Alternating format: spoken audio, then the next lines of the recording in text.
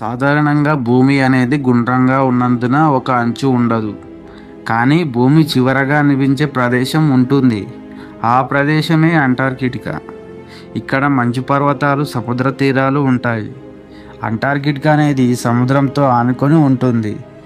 మంచు కరిగిన తర్వాత సముద్రంలో నీరు ప్రవహిస్తుంది. అంటార్కిటికాను భూమి యొక్క చివరి ప్రాంతం అని పిలుస్తారు. సైంటిస్ట్ దీన్ని ఎడ్జ్ ఆఫ్ ది వరల్డ్ అని అంటారు. సముద్ర నావికులు భూమి అంచుకు వెళ్తే పడిపోతామని చెబుతారు.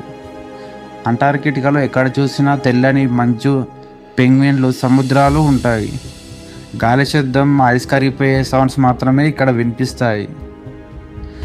మన భూమి గుండ్రంగా ఉన్నందున ఎత్తు చివరి భాగానికి వెళితే అక్కడి నుంచి అంతరిక్షం ఉండదు.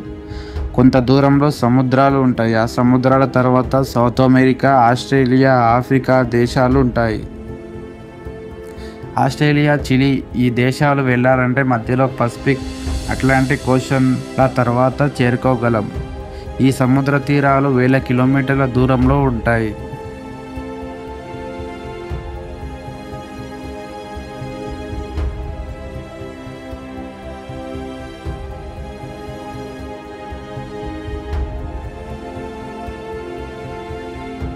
అంటార్కిటికా అనేది ప్రపంచంలోని అత్యంత చల్లటి ప్రదేశం. 98% భాగం మంచుతో కప్పబడి ఉంటుంది.